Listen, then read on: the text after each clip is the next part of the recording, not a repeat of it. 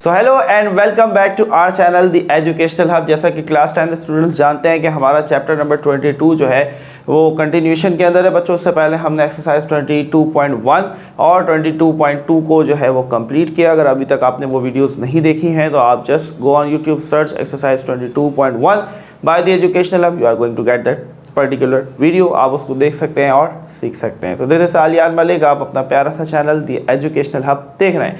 तो बच्चों आज की जो एक्सरसाइज है बहुत ही ज़्यादा इंपॉर्टेंट होने वाली है और बहुत ही ज़्यादा कीमती होने वाली है। वाई?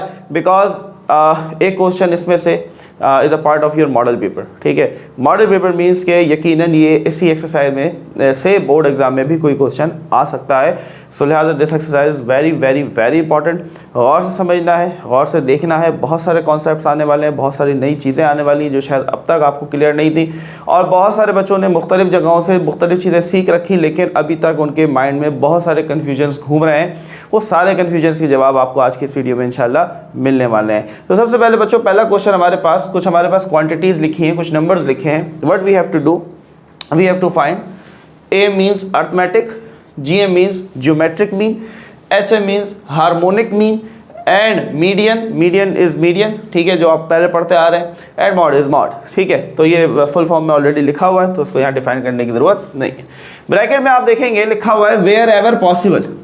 वहाँ ये सारी चीज़ें निकालो जहाँ जहाँ ये चीज़ें पॉसिबल हैं। This is very important point. ठीक है, अच्छा आपको नॉलेज भी देंगे साथ साथ बच्चों, यही से MCQs भी आपके कवर होंगे, तो लिहाजा गौर से सुनना और समझना है। चलो भाई सोल्यूशन शुरू करते हैं। सबसे पहले हम बात करने वाले हैं अर्थमेटिक मीन की बच्चों। अर्थमेटिक मीन को हम ऐसे भी लिखते हैं x बार। अर्थमेटिक मीन का बहुत सिंपल सा फॉर्मूला है सिग्मा x अपॉन n।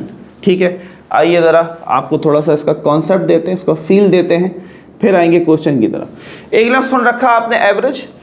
अगर आप क्रिकेट के शौकीन हैं, क्रिकेट देखते हैं, तो आप देखते हैं कि जब भी एक बैट्समैन बैटिंग करने के लिए आता है तो उसका एक स्कोर कार्ड, उसका एक रिकॉर्ड उसके सामने शो हो रहा होता है जब वो बैटिंग के लिए क्रीज पर आता है, ग्राउंड में आता है। आप देखते हैं उस पर लिखा होता है इतने मैचेस खेले, इतने स्कोर किया, ये इतनी 50, इतनी सेंचुरीज। एक बहुत इंपॉर्टेंट चीज़ लिखी होती है और वो होता है उसका एवरेज। अगर आप क्रिकेट के बहुत ज़्यादा शुदाई हैं तो आपको यकीनन ये चीज़ पता होगा कि किसी भी अच्छे बैट्समैन की क्या निशानी है, उसका अच्छा एवरेज। किसी भी बैट्समैन का जितना अच्छा एवरेज होगा इसका मतलब ये है कि वो उतना अच्छा बैट्समैन है। यही बात गाड़ी के अंदर भी है। भाई आप अगर आपके पास गाड़ी है तो यकीनन आपके दोस्त सबसे पहला सवाल ये करते हैं कि हाँ भाई एवरेज क्या है। एवरेज से मुराद ये कि औसत कितना ये 1 लीटर पेट्रोल में कितना चल जाती है, इट्स एवरेज। ठीक है, what is the formula for finding average? बहुत आसान सी बात है, फील लो, सवाल की तरफ आएंगे। भाई एक बैट्समैन है, उसने पहले मैच में 5 रन स्कोर किए, फिर 10 किए, फिर 50 स्कोर की, फिर 0 पे आउट हुआ, फिर 5 स्कोर किया। ठीक है, ये उस बैट्समैन का स्कोर है। Now I ask you to find the average. मुझे बताएं कि इसका औसत क्या बनेगा। बहुत आसान सी बात है, आप कहेंगे सर सबको ऐड कर दें, तो 5 और 10, 5 + 10 + 50 + 0 + 5 सबको ऐड कर दें, डिवाइड कर दें जितने मैच खेले, 1 2 3 4 5 मैच खेले, 5 से डिवाइड कर दिया, तो 5 और 10 15, 15 और 50 65, 65 और 5 70, 5 1 जा 5 1 जा 5 4 जा 20। तो बैट्समैन का क्या एवरेज आया? 14 एवरेज आया कि वो तकरीबन हर मैच में 14 स्कोर कर रहा है। हर मैच में कितना स्कोर कर रहा है भैया? 14, यानी कि 14 रन जो है वो स्कोर कर रहा है। कुछ फील आया? कुछ फील आया कि किस तरीके से आपने जो है बच्चों एवरेज, इसी को हम अर्थमेटिक मीन कहते हैं स्टैट्स की ज़बान के अंदर, स्टैटिस्टिक्स के अंदर हम एवरेज को ही मीन कहते हैं। अर्थमेटिक मीन शॉर्ट फॉर्म में मीन, और वैसे अर्थमेटिक मीन खाली मीन नहीं बोलना चाहिए, मीन का मतलब खुद गर्ज होता है, तो यहाँ पर basically this is arithmetic mean. Clear है ये बात? फील आया? समझ में आ गई कैसे फाइंड करना है? कोई मुश्किल बात नहीं है। आइए अब आ जाते हैं हम क्वेश्चन की तरफ। तो सेम यही चीज़ें हैं, यही चीज़ अप्लाई करेंगे। ये बच्चों तमाम हमारे पास 1 2 3 4 5 6 7 8 9 वैल्यूज़ हैं और हर एक वैल्यू x है। और इस सिग्मा का मतलब याद रखो, सिग्मा का ये ग्रीक वर्ड है, ग्रीक लेटर है, सॉरी वर्ड नहीं, ग्रीक लेटर है, जिसका मतलब है समीशन। जमा कर दो, ऐड कर दो, सम कर दो। ठीक है, तो समीशन x का मतलब ये कि इन सब को ऐड कर दो। सो आपने लिखा x बार, जिसका मतलब अर्थमेटिक मीन है 3.2 + 6 + 10 + 12 + 12 plus -20 plus 25 plus 28 plus 30.8 divide करेंगे किसके साथ? 9 के साथ। क्यों? टोटल वैल्यूज कितनी है? 9। क्लियर है बात बच्चों? ऐड करेंगे, हम कैलकुलेटर का यूज़ करेंगे, इसको ऐड करेंगे। समझ तो गए होंगे आपको। आपके हमने माइनस वाली वैल्यू को ब्रैकेट में क्यों लिखा बच्चों? क्योंकि हमारे पास जो साइन है वो चेंज आ रहा है। ठीक है, तो आप एक दफ़ा इस ब्रैकेट को ओपन भी कर सकते हैं। सो 3.2 plus 6 plus 10 plus 12 plus 12 plus minus 20 plus 25 plus 28 plus 30.8 upon 9। ठीक है, अब आप सबको ऐड करेंगे, -20 कर देना। ठीक है, और डिवाइड करेंगे 9 के साथ। तो भाई ये बहुत सिंपल सी कैलकुलेशन है। मैंने क्या किया कि तमाम नंबर्स को ऐड किया। ठीक है, तो मेरे पास जो आंसर आया वो आया 127 और उसमें से -20 कर दिया बच्चों। सो मुझे मिला 107 अपॉन 9। अब आप इसको डिवाइड कर देंगे 9 के साथ बच्चों।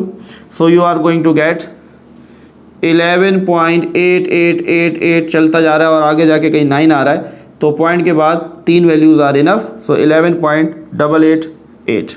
सो this is your arithmetic mean. बच्चों इसी को हम एवरेज भी कह सकते हैं। According to book this is your perfect answer. ये बात क्लियर हुई? फील लिया बच्चों आप लोगों ने कि किस तरीके से हमने इसको सॉल्व करना था? बहुत आसान सी बात थी, ये एवरेज था। ठीक है, आगे बढ़ते हैं। अब बात करते हैं जीएम यानी कि ज्योमेट्रिक मीन की। तो ज्योमेट्रिक मीन के बारे में जानते हैं बच्चों।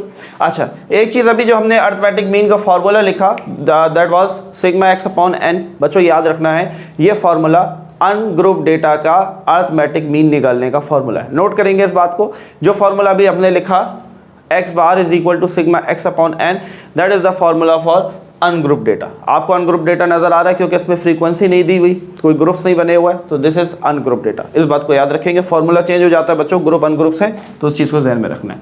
Number 2 is we are going to find geometric mean. GM means geometric mean. Geometric mean का फॉर्मूला होता है भाई अंडर रूट, ये सारी वैल्यूज x हैं, आप इनको कहते हैं मिसाल के तौर पर x1 x2 x3 so on xn। n का मतलब नंबर ऑफ ऑब्जर्वेशन। अब वो 9 हो जाए 10 हो जाए वट एवर। अब ये ऑब्जर्वेशन कितनी, मिसाल के तौर पर 9 है तो बाहर 9 आ जाएगा, कुछ इस तरीके से। This is the formula for geometric mean. कुछ बातें नोट करेंगे बच्चों, पहले बच्चों नोट करेंगे। एमसीक्यूज यहां से कवर होंगे। देखो इन्हीं बातों से एमसीक्यूज कवर होंगे। ज्योमेट्रिक मीन हमेशा क्वांटिटेटिव डेटा का निकलेगा। क्वांटिटेटिव यानी कि आपको कोई क्वांटिटी दी हुई है 5 10 15 20 15.5 16.75, मतलब देयर शुड बी नंबर। ठीक है, क्वालिटेटिव डेटा का ज्योमेट्रिक मीन नहीं निकलता, जैसे कि आई कलर, ठीक है, जैसे कि कोई आम कलर। तो ये आपके पास क्वालिटेटिव डेटा है ना, याद करो शुरू में पढ़ा था इस चैप्टर के। तो क्वालिटेटिव डेटा का कभी भी ज्योमेट्रिक मीन नहीं निकलेगा, नंबर 1। नंबर 2 बात नोट करेंगे बच्चों, ज्योमेट्रिक मीन कभी भी नेगेटिव वैल्यू का नहीं निकलता। ज्योमेट्रिक मीन कभी भी नेगेटिव वैल्यू का नहीं निकलता। क्लियर हो गई बात? आइए शुरू करते हैं। सो ज्योमेट्रिक मीन, अच्छा इसको लिखने का एक और तरीका भी हो सकता है? क्या आप इस चीज से सहमत होंगे मेरी? x1 into x2 into x3 so on xn। क्या बच्चों मैं 9 को ऐसे लिख सकता हूँ 1/9? 1/9 क्या हम ऐसे लिख सकते हैं? बिल्कुल लिख सकते हैं। क्लास 9 में याद करो हमने ये पढ़ रखी है बात चैप्टर नंबर 1 के अंदर, कि मिसाल के तौर पर अगर लिखा हुआ है 8 और यहाँ लिखा है 3, हम इस रूट को ख़त्म करना चाहते हैं तो बहुत आसान सी बात है, आप ब्रैकेट लगाएंगे और ये जो आपके पास यहाँ पर इंडेक्स है ये 1/, की शक्ल में आ जाएगा 1/3। क्लियर है? तो यहाँ पर इंडेक्स क्या है भैया? 9, तो वो बन गया 1/9। क्लियर है बात? सही है? फील ले रहे हो?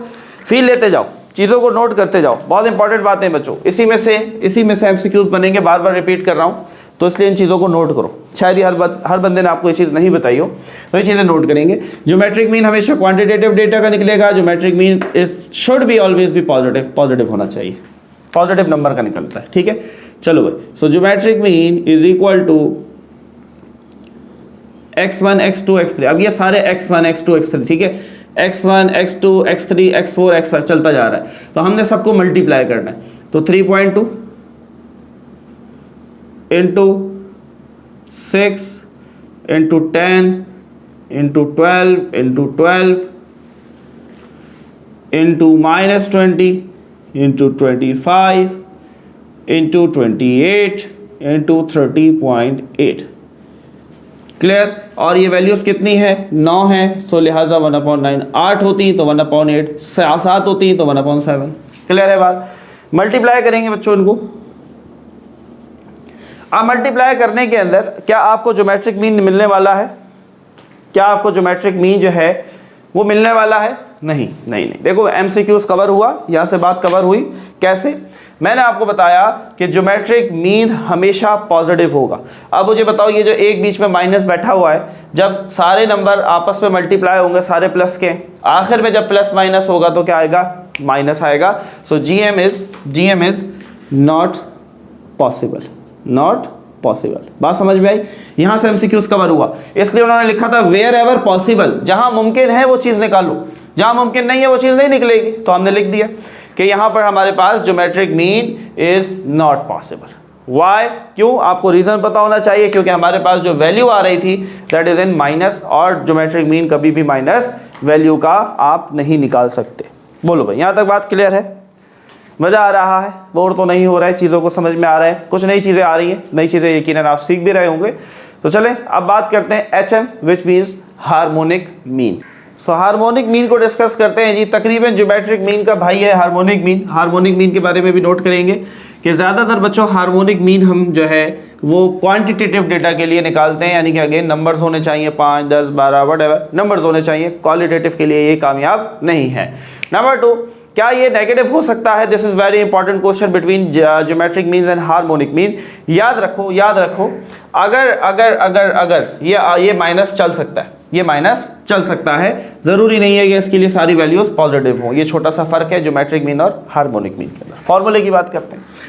हार्मोनिक मीन का फॉर्मूला है n upon 1 plus x1, 1 upon x2 plus 1 upon x3 and so on 1 upon xn। This is the formula for harmonic mean. Note करेंगे बच्चों, नोट करेंगे, this is very important formula. So harmonic mean is equal to n upon 1 upon x1, हमारा x1 क्या है 3.2, plus 1 upon x2, x2 क्या है 6, plus 1 upon x3 10, 1 upon x4 12, plus 1 2 3 4, x5 is also 12। अब ये देखो, ये प्लस है, मैं अगर लिखूंगा प्लस 1 अपॉन माइनस 20 ना, तो ये प्लस माइनस ये माइनस ही हो जाएगा, तो ये माइनस खींच के यहाँ लिख दो। क्लियर हुई बात? समझ में आया बात? आगे बढ़ते हैं। Next, plus 1 upon 25 plus 1 upon 28 plus 1 upon 30.8। थोड़ा सा लंबा है, ख्वारी है, लेकिन मुश्किल कुछ भी नहीं है। ठीक है, ये एन बेचारा बहुत ही शुरू में चला गया था, उसको हम दरमियान में लिख देते हैं। सो this is the formula for harmonic mean. अब सॉल्व कैसे करना है, this is another important question. ठीक है, बहुत सारे बच्चे इस पर कंफ्यूज होते हैं कि सर एलसीएम लेके सॉल्व करें, डिवाइड करके सॉल्व करें। तो याद रखो, द इजीएस्ट मेथड इज कि आप हर एक वैल्यू को डिवाइड करो। अच्छा, n का क्या मतलब है? नंबर ऑफ क्वांटिटीज कितनी थी? पहले भी 9 थी, तो अभी भी 9 ही रहेंगी। सो HM इज इक्वल टू, ये आया 9। ठीक है, इनको डिवाइड करते जाओ हर एक वैल्यू को। जैसा कि 1 को डिवाइड करो 3.2 से, so you are going to get 0.3125 plus, वैसे पॉइंट के बाद 3 वैल्यूज लेनी है अगर बहुत सारी आ रही हूँ, लेकिन ये पॉइंट के बाद 4 ही आ रही थी तो मैंने चारों ले ली। क्लियर? तो कंफ्यूज नहीं होना। 1/6, अब ये बहुत सारी चल रही हैं तो 0.1616 और ले लो बस। ठीक है, ये लंबी चल रही है तो आगे करने की ज़रूरत नहीं है। 1/10 0.1 होता है, 1/12 जो है वो 0.083, दोबारा 1/12 है तो 0.083। ठीक है, क्लियर हो रही है बात बच्चों? आगे बढ़ते हैं। अब ये माइनस है तो 1 डिवाइडेड बाय 20 जो आंसर आ रहा है बस उसके साथ माइनस लगा दो, तो इस प्लस की जगह माइनस 0.05। क्लियर है? 1 को डिवाइड करेंगे 25 के साथ 0.04, 1 को डिवाइड करेंगे 28 के साथ 0.035, 0.035। आगे बहुत लंबा चल रहा है लेकिन ज़रूरत नहीं है हमें। जब इस तरह की कंडीशन होगी तो आपने 3 पॉइंट के बाद 3 वैल्यूज़ लिख लेनी है। 1 डिवाइडेड बाय 30.8, सो 0.032। अब ये भी काफ़ी लंबा चल रहा है तो दैट इज़ इनफ, यही रोक देना है। Harmonic mean is equal to, ऊपर है 9। नाउ अब सबको ऐड कर दें, 0.3125, 0.166, 0.1, 0.083 प्लस 0.083। ये माइनस वाली फ़िलहाल छोड़ दो, पहले सारे प्लस वाले प्लस कर लो। प्लस 0.04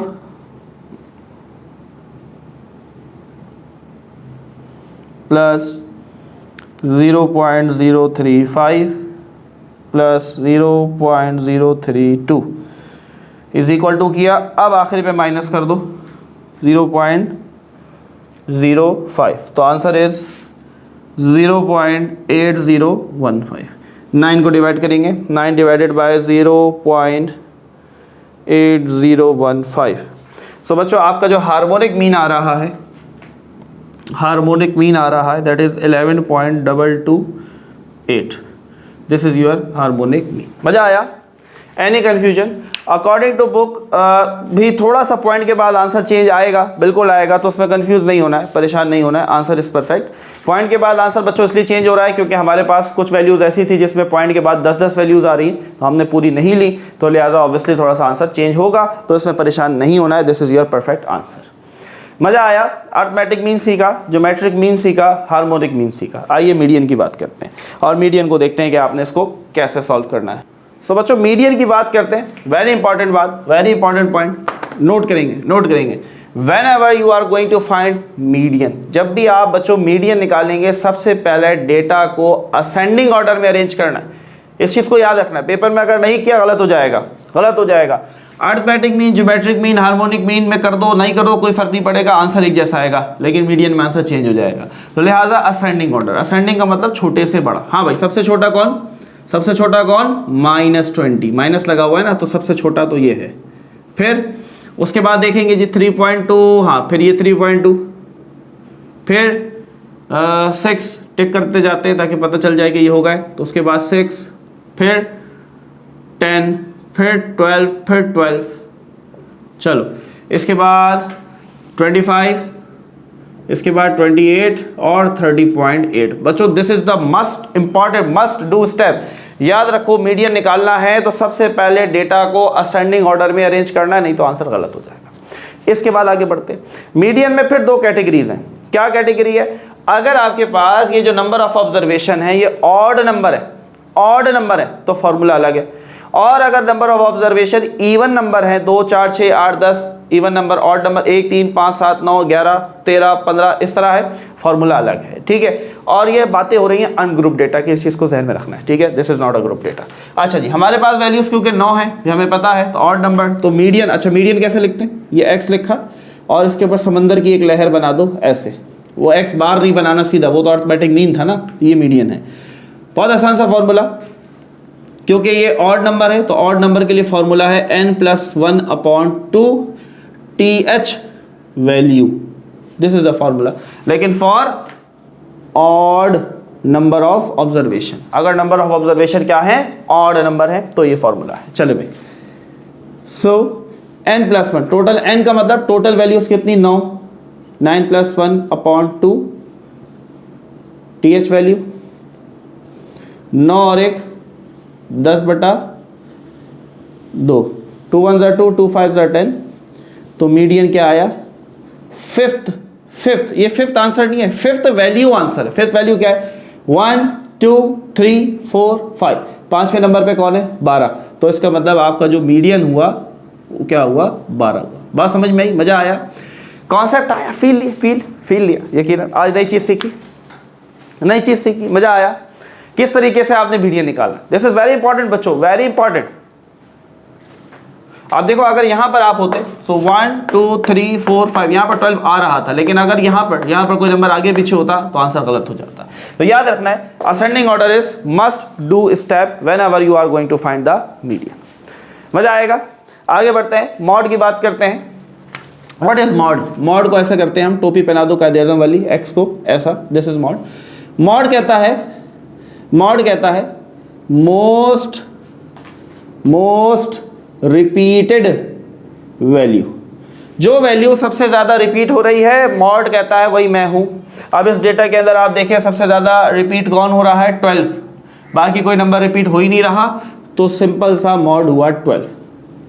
मज़ा आया। मॉड के बारे में कुछ और बात नोट करना चाहेंगे, कुछ और बातें सीखना चाहेंगे? सीखिए, हो सकता है एमसीक्यूज़ में आ जाए। नंबर 1, अगर सिर्फ एक डेटा में एक ही वैल्यू रिपीट हो रही है तो ऐसे मॉड को एक ही आंसर आ रहा है, तो ऐसे मॉड को आप कहेंगे यूनी मॉड। Uni means 1। अगर 2 या 2 से ज़्यादा आ रहा है तो उसको हम कहते हैं मल्टी मोड, 2 हो या 2 से ज़्यादा। अच्छा जी, ऐसा भी तो हो सकता है 1 3 5 7 9 ये डेटा है। मैं तुमसे पूछता हूँ व्हाट इज मॉड? मजा आया? फंस गए। अब यहाँ पर कुछ रिपीट नहीं हो रहा तो नो मॉड, तो आप इसको कहेंगे नॉन मॉडेल। ये क्या है? नॉन मॉडेल है, इसमें कोई मॉड है ही नहीं, कोई रिपीट ही नहीं हो रहा। और अगर कोई वैल्यू जैसे 1 3 3 5 7 9 9 10 11 क्या हो रहा है? 2 वैल्यूज रिपीट हो रही हैं, 3 भी 2 दफ़ा आ रहा है, 9 भी 2 दफ़ा आ रहा है, तो हम कहेंगे यहाँ मॉड कौन है? 3 और 9।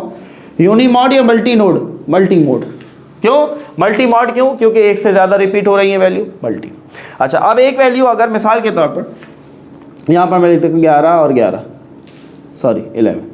हाँ भाई, 3 2 दफ़ा, 9 2 दफ़ा, 11 3 दफ़ा, मॉड क्या होगा? क्या तीनों मॉड होंगे? नहीं, रिपीट करो। देखो मोस्ट रिपीटेड, सबसे ज़्यादा रिपीट कौन हो रहा है? 11 3 दफ़ा हो रहा है, तो ओनली 11 जो है ये मॉड होगा, और हम क्या कहेंगे? यूनी मॉड, क्योंकि एक ही मॉड है। समझ में आई बात? These are the important things for your MCQs मेरे प्यारे बच्चों। यहीं से तो एमसीक्यूज आता है, फिर बच्चे कहते हैं सर हमें तो ये समझ में नहीं आया। तो नोट करेंगे मॉड के बारे में ये सारी चीज़ें। तो पहला क्वेश्चन अपने अख्ताम पर पहुंचा और हमने ये तमाम चीज़ें डिस्कस की। Now moving toward next question. So now student we have other question. ठीक है, जल्दी से फाइंड करते हैं जी, सोल्यूशन पे आए। अरिथमेटिक मीन का फॉर्मूला पता, सिग्मा x/n। सो x बार, सो 14 + 12 + 18 + 19 + 0। अब प्लस की जगह माइनस है तो डायरेक्ट -19 -18 -12 -14 डिवाइड करेंगे। कितनी वैल्यूज है भैया? 1 2 3 4 5 6 7 8 9। तो n का मतलब नंबर ऑफ ऑब्जर्वेशन 9। मजे का सवाल। +14 -14 +12 -12 +18 -18 +19 -19, तो क्या बचा ऊपर? 0 बचा भैया। और 0 को किसी नंबर से डिवाइड करो तो आंसर आता है 0। तो अरिथमेटिक मीन क्या आया? 0 है। क्लियर है बात? आगे भी अब बढ़ा जाए, ज्योमेट्रिक मीन की बात करते हैं। ज्योमेट्रिक मीन का formula x1 × x2 × x3 xn whole power 1/n। ठीक है, सो GM ज्योमेट्रिक मीन की बात करते हैं भैया। x1 हमारे पास है 14 × 12 × 18 × 19 × 0 × -19 × -18, बहुत आसान सा सवाल है, × -12 × -14। ठीक है, वैल्यूज़ हैं क्योंकि 9 तो पावर बनेगी 1/9। क्लियर है बात? सिर्फ एक नंबर की वजह से हमारी ज़िंदगी आसान हो गई भैया। इन सबको मल्टीप्लाई करो, बहुत बड़ा आंसर आएगा। इनको मल्टीप्लाई करो, बहुत बड़ा आंसर आएगा। लेकिन ये जो दरमियान में हीरो बैठा हुआ है हमारा 0, यही सारा हीरो है। तो जब सारे नंबर जितने भी बड़े हो जाएं 0 से मल्टीप्लाई होंगे तो आंसर क्या होगा भैया? 0 होगा। मज़ा आया? कैलकुलेटर की ज़रूरत ही नहीं है, सिर्फ असल हीरो पकड़ लो, हीरो है यहाँ 0। ठीक है, 1/9। 0 की पावर कुछ भी हो वो 0 ही होती है। ज्योमेट्रिक मीन में निकल आया। एनी कन्फ्यूजन भैया? Any confusion? मज़ा आ रहा है? आगे बढ़े।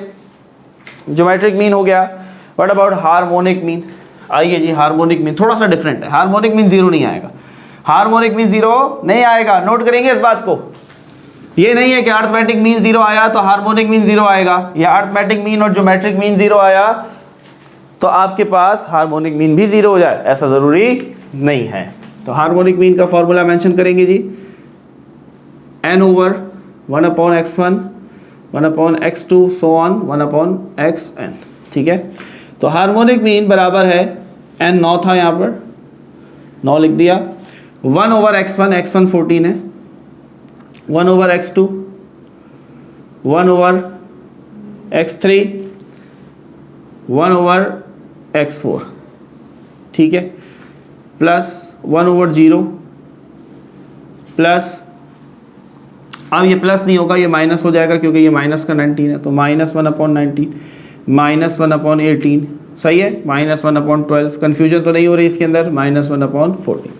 उसी तरह होगा प्लस का 1/14, माइनस का 1/14, माइनस का 1/12, प्लस का 1/12, प्लस का 1/18, माइनस का 1/18, प्लस का 1/19, माइनस का 1/19। बहुत बड़ा फर्क आने वाला है बच्चों। 9 डिवाइड होगा 1/0, 1/0 क्या होता है? हाँ भैया, 1/0 क्या होता है? इन्फिनिटी होता है, याद रखो, याद रखो, ठीक है। 1 को जब भी आप डिवाइड करेंगे, देखो दो चीज़ों में बहुत बड़ा फर्क है बच्चों, नोट करेंगे। 5/0 और 0/5 दोनों के आंसर में ज़मीन आसमान का फ़र्क है। अगर ऊपर 0 आ जाए, ऊपर 0 आ जाए तो आंसर 0 ही होता है। अगर ऊपर 0 आ जाए और नीचे कोई भी नंबर हो, आंसर 0। लेकिन अगर नीचे 0 आ जाए तो आंसर होता है इन्फिनिटी। इतना छोटा आंसर कि हम उसे काउंट भी नहीं कर सकते, हम उसे काउंट भी नहीं कर सकते, दैट इज इन्फिनिटी। नोट करेंगे ये बात, बहुत इंपॉर्टेंट बात। डिनोमिनेटर में 0 आ जाए तो इन्फिनिटी आंसर, न्यूमिनेटर में 0 आ जाए तो हमारा हीरो ही, हमारा 0 हमारा आंसर। तो harmonic mean is not possible. ये आगे उन्होंने जो लस ब्रैकेट में दिया है ये इसलिए दे रखा है बच्चों, ज़रूरी नहीं है कि सारी चीज़ें निकलती जाएं, कहीं कहीं कोई ना कोई रुकावट भी आ सकती है, जैसा कि आपने यहाँ देखा। क्लियर हुई बात? आगे बढ़ा जाए, आगे बढ़ा जाए। चले जी, मीडियन की बात करते हैं। मीडियन क्या कहता है? ऑड नंबर है तो फॉर्मूला वही रहेगा, मीडियन के लिए समंदर की लहर बनाएंगे, n+1/2 TH वैल्यू। क्या हमने असेंडिंग ऑर्डर में अरेंज किया? नहीं। तो करो बच्चे भाई, करो करो करो, क्या कर रहे हो? सॉल्यूशन नहीं कर देना फौरन। तो सबसे छोटा -19, जब जो बड़ा लग रहा होता है उसके साथ अगर माइनस लग जाए वो सबसे छोटा हो जाता है बेचारा। फिर आएगा -18, फिर आएगा -14, फिर आएगा -12, फिर आएगा हमारा हीरो, हमारा 0। सही है? अच्छा जी, आप सबसे छोटा इसमें 12, फिर 14, फिर 18 और फिर 19। Now this is arrange data. ये हमने असेंडिंग ऑर्डर में अरेंज कर दिया। बच्चों नोट करेंगे, नोट करेंगे, सही है? चलो भाई, n कितना था? 9 + 1/2 TH वैल्यू 10/2, TH वैल्यू 2 एकम 2 पंजे 10। तो फिफ्थ वैल्यू हमारा आंसर होगा। तो 1 2 3 4 5। अरे भाई क्या बात है, आज तो 0 का दिन है, 0 इज हीरो। सो हमारा मीडियन क्या आया भैया? 0। क्लियर हुई बात? फिफ्थ वैल्यू देखो, अरेंज करोगे लाजमी डेटा को, इस चीज़ का ख्याल रखना है, डेटा को अरेंज करोगे मीडियन के लिए, ठीक है? This is very important, this is very important. Clear है बात भैया? What about mod? What about mod? क्या कोई वैल्यू रिपीट हो रही है? कोई वैल्यू रिपीट ही नहीं हो रही। ये 12 है, ये -12 है, रिपीट नहीं हो रहा, ये अलग है, ये अलग चीज़ है। तो ये क्या होगा? क्या लिखेंगे मॉड के जवाब में? एक्स को टोपी पहनाओ, मॉड बन गया, तो आप लिखेंगे नॉन मॉडल। क्या लिखेंगे? नॉन मॉडल, क्योंकि इसमें मॉड है ही नहीं, कोई चीज़ रिपीट ही नहीं हो रही, तो लिहाजा नो मॉडल या नॉन मॉडल, सॉरी। ठीक है, क्लियर है ये बात? क्वेश्चन नंबर 2 क्लियर हुआ। नाउ मूव ऑन होते हैं पार्ट नंबर सी की तरफ। सो बच्चों, ए और बी मैंने आपको बहुत अच्छे से समझाया। मुझे ऐसा नहीं लगता कि मेरे स्टूडेंट्स को सी और डी में मसला आने वाला है। तो सी और डी इज़ योर होमवर्क, आपने उसको खुद सॉल्व करना है, बिल्कुल सेम स्टेप्स के साथ, सेम कहानी के साथ सॉल्व होगा। मीडियन की जो बात आएगी उसको समझाते हैं। पहले आ जाइए ज़रा ई के ऊपर, ठीक है? पार्ट ई को ज़रा देखें। क्या इस डेटा को हम ऐड कर सकते हैं आपस में? नहीं कर सकते, because this is qualitative data. ये क्वालिटी है, ब्लड ग्रुप होना। आपका ब्लड ग्रुप ए पॉजिटिव है, मेरा ओ पॉजिटिव है, किसी का ओ नेगेटिव है, मेरा A B positive, whatever, कुछ भी हो सकता है किसी का blood group. So this is quality. तो क्वालिटी के लिए आप अर्थमेटिक मीन नहीं निकाल सकते। क्वालिटी है तो आप ज्योमेट्रिक मीन नहीं निकाल सकते, क्वालिटी है तो आप हार्मोनिक मीन भी नहीं निकाल सकते, तो आपके पास पीछे बचता है मॉड। ठीक है, अच्छा जी, मीडियन मीडियन मीडियन की क्या कहानी होगी, मीडियन की क्या कहानी होगी, मीडियन हम इसलिए नहीं निकाल सकते, मीडियन के लिए आपने अरेंज करना होता है असेंडिंग से डिसेंडिंग। क्या हम इस डेटा को अरेंज कर सकते हैं? नहीं। कोई कहेगा सर मेरा ग्रुप ए पॉजिटिव है तो ए पॉजिटिव से शुरू करें, कोई कहेगा सर मेरा ओ पॉजिटिव है ओ से शुरू करें, कोई कहेगा सर मेरा ए बी पॉजिटिव है, सर ए बी पॉजिटिव से शुरू करते हैं। तो यहाँ पर कोई आपके पास ऑर्डर नहीं आ सकता, बात समझ रहे हो? This is your concept. Qualitative data के अंदर आप कभी भी ऑर्डर अरेंज नहीं कर सकते, क्वालिटेटिव डेटा के अंदर आप कभी भी ऑर्डर अरेंज नहीं कर सकते, कोई भी ऑर्डर बन सकता है। समझ में आ रही बात? तो यहाँ पर सिर्फ आप एक चीज निकाल सकते हैं, वो है majority is authority, that is mode. कौन सबसे ज्यादा रिपीट हो रहा है? तो A B positive, A B positive, A B positive, so your mode is A B positive. बस इसके अंदर और कोई कहानी नहीं होने वाली, और कोई कहानी नहीं होने वाली। क्लियर है बात? बहुत इजी सा सवाल था। सो now student, part number D जो है, जैसे मैंने आपको बताया कि सी और डी आपने खुद सॉल्व करना है, बहुत इजी क्वेश्चन है। लेकिन पार्ट नंबर डी जो है बच्चों, इसके अंदर number of observation even number है, तो लिहाजा सिर्फ इसका मीडियन जो है वो मैं आपको करके दिखा देता हूँ, बाकी बिल्कुल सेम उसी तरीके से होगा, आपने उसी तरीके से सॉल्व करना है। भाई देखो, सबसे पहले तो मैंने आपको बताया मीडियन के लिए आपने डेटा को अरेंज करना होता है, हमने अरेंज कर लिया। यहाँ पर है 12 वैल्यू, 12 का मतलब इवन नंबर। तो जब इवन नंबर होगा बच्चों, तो आपने मीडियन के लिए ये फॉर्मूला अप्लाई करना है, नोट करेंगे 1/2 into n/2 th value plus n/2 plus 1 th value. आइए परफॉर्म करते हैं, फॉर्मूला याद हो जाएगा, परफॉर्म करना बहुत ईजी। 1/2 n/2, n का मतलब यहाँ 12 है, टोटल वैल्यूज यहाँ पर 12 हैं, तो n/2 th value plus n का मतलब 12/2 प्लस 1 th वैल्यू। ठीक है, चले भाई सॉल्व करते हैं। 1/2, 2 1 ज़ा 2, 2 6 ज़ा 12, 6 आया, 2 1 ज़ा 2, 6 ज़ा 12, 6 और 1 7, 7th वैल्यू। ठीक है, ये वैल्यू है, ये मत समझना ये 6 और 7 है, ये वैल्यूज हैं। तो क्या करेंगे आप, क्या करेंगे? 6th वैल्यू, आइए 1 2 3 4 5 6, ये 6th वैल्यू है 55, तो 6 की जगह लिखा 55 प्लस 7th कौन है? 57, तो ये लिखा 57। दोनों को ऐड करेंगे, 50 और 50 100, 107, 107 और 3 112, सो ये आया 112। 1/2 का मतलब आधा, 112 जब भी कोई भी नंबर 1/2 से मल्टीप्लाई होता है तो वो आधा हो जाता है, तो 112 का आधा 60 और 60 नहीं 55 और 55 110 56, 56 होना चाहिए। 56 should be your median, 56 should be your median. हाँ भैया, ये बात क्लियर हुई सबको? दोबारा नोट करेंगे, दोबारा देखेंगे, दोबारा वीडियो को देखेंगे, this is very important step. ये मत समझना 6 और 7 11 कर दो, हैं सॉरी 6 और 7 13 कर दो, 13 को डिवाइड करो 1/2 के साथ, तो सर ये तो 7.5 आ रहा है, 6.5 आ रहा है, तो ये गलत हो जाएगा। ये 6th वैल्यू है, तो आपने 6th वैल्यू लिखनी है। 7th वैल्यू है तो 7th वैल्यू लिखनी है। What about mod? मॉड भी कर लेते हैं भैया। मोस्ट रिपीटेड कौन है भाई? 52 52 52 3 दफ़ा आ रहा है, बस यही होगा, सो 52 शुड बी योर मॉड। सही है। Harmonic mean, arithmetic mean, geometric mean, सारी चीज़ें उसी तरीके से निकालेंगे जैसे निकालना सिखाया, बहुत ईजी था। समझ में आई बात? तो ये थोड़ा डिफरेंट क्वेश्चन था क्योंकि इवन नंबर ऑफ ऑब्जर्वेशन थी बच्चों, तो मैंने इसलिए यहाँ पर आपको मीडियन करवा दिया। Now we are moving toward part number F. So बच्चों पार्ट एफ जो है वो डायरेक्शंस हैं, तो अगेन क्वालिटी है, क्वालिटेटिव डेटा है, तो अर्थमेटिक मीन नहीं निकल सकता, ज्योमेट्रिक भी नहीं निकल सकता, हार्मोनिक भी नहीं निकल सकता, मीडियन भी नहीं निकल सकता, क्योंकि हम अरेंज नहीं कर सकते। हम ये तो नहीं कह सकते ना साउथ पहले आता है या नॉर्थ पहले आता है, कोई नहीं कह सकता, तो अरेंजमेंट नहीं है। और मॉड इसलिए नहीं कर सकता क्योंकि कोई डायरेक्शन रिपीट नहीं हो रही, तो नॉन मॉडल। क्लियर हो गई बात? Now coming toward part number G. देखो part number G is also a qualitative data, लेकिन आपकी बुक ने उसको थोड़ा सा मुश्किल करके डिफरेंट करके दिया हुआ है, कंफ्यूज नहीं होना है। आइए इसको एक्सप्लेन करते हैं। So now student we have our last part, ठीक है। आइए इसको देखते हैं, पार्ट नंबर जी को। देखो बेसिकली थोड़ा सा कंफ्यूजिंग क्वेश्चन है बच्चों के लिए। बहुत सारे बच्चे ये समझते हैं कि दिस इज क्वालिटेटिव डेटा, ठीक है, ग्रेड लेना है, क्वालिटी ज़रूर है भाई, मेरी क्वालिटी है कि मैं फेल होता हूँ दिस इज़ माई क्वालिटी। किसी की क्वालिटी है कि वो A1 ग्रेड लेता है, उसकी क्वालिटी है।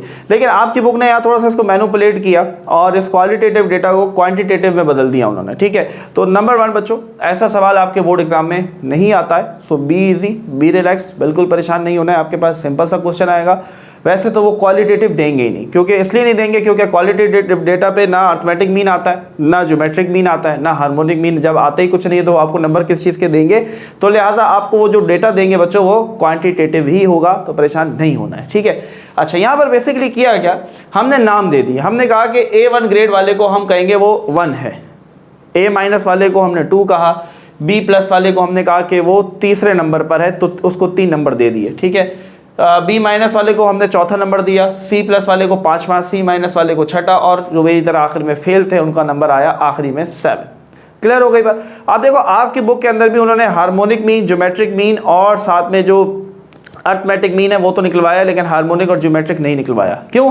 क्योंकि बेसिकली ये थोड़ा सा क्वालिटेटिव डेटा ही है, लेकिन आपकी बुक ने ज़बरदस्ती इसको क्वांटिटेटिव में कन्वर्ट करने का कहा है कि करो और फाइंड करो, लिहाजा हम इसलिए कर रहे हैं, ठीक है। तो हम इसके अंदर जो हमें 3 चीज़ें दी हैं बुक में, स्टूडेंट इन्हीं नंबर से हम अपना डेटा अरेंज करते हैं, देखते जाओ भाई। बी पॉजिटिव है, ठीक है, तो बी पॉजिटिव को हमने नाम दिया था 3 का, तो उसकी जगह आया 3, देखते जाओ।